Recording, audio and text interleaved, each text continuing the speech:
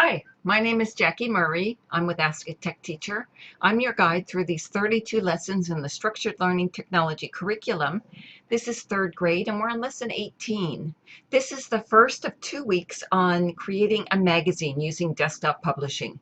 Different from word processing, different from slideshows. We want to use a desktop publisher that balances text, images, and layout. So students have kind of a bunch of all of those. It's not designed for a presentation, for standing up in front of the classroom and presenting. It's designed to pass out and attract attention.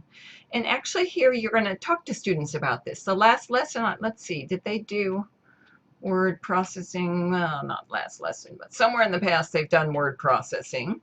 So they're starting to get a balance of all sorts of different tools, the 4 major tools: slideshows, word processing, spreadsheets, desktop publishing, the ones that you get if you have Microsoft Office 365 or Google Suites. You get those 4 basic tools plus more, but those are the 4. So why would we pick desktop publishing rather than word processing for this? And discuss this with students. Help them come to an understanding of why desktop publishing is the best choice for a magazine instead of word processing, which is much more reliant on text. It's not a balanced mixture. It's text with extras thrown in with pictures or designs, but it's reliant on text.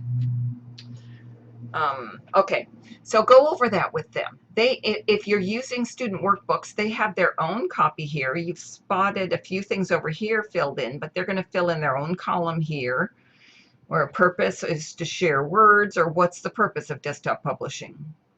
What's the content typically? And have them fill those in either in groups or as a class so they can get used to that. They've done desktop publishing before. Greeting cards, much nicer done in desktop publishing than it is in word processing. You can jury rig it to make it work in word processing, but it's nicely done usually in desktop publishing programs. Okay, so have that discussion. There's examples. Let's see. Well, then we'll go to what's their magazine. So show them an example of the magazine.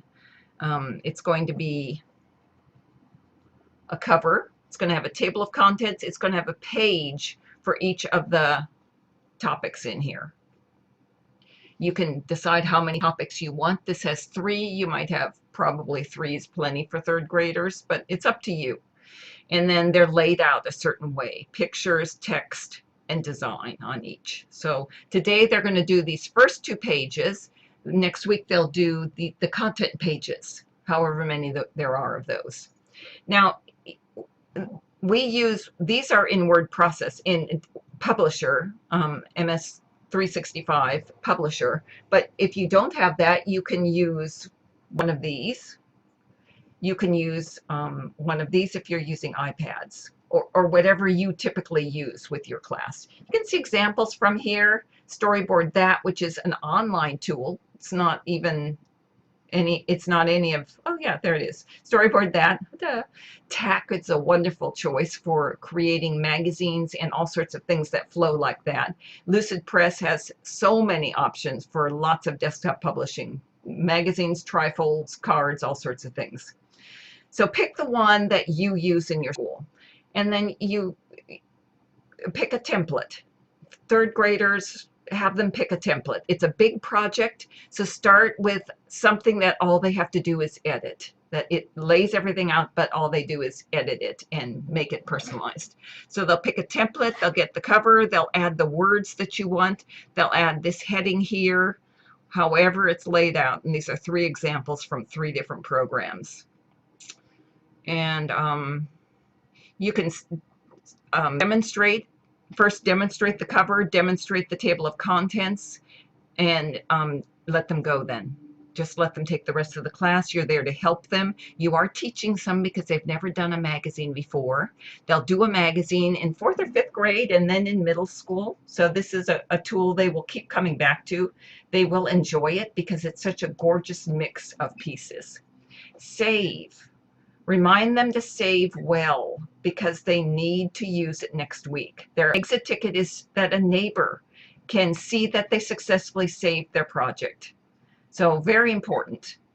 Let's see if we missed anything. If you have student workbooks, let's see if there's anything here I want to remind you. Oh, I was in student workbooks. Teacher's manual. There's a good article on comparing and contrasting you don't want to miss. I think that's it. All right. Okay, and then next week they'll finish it. All right, guys. Let me know if you have any questions. I love talking to you. Have a great week. I'll talk to you later.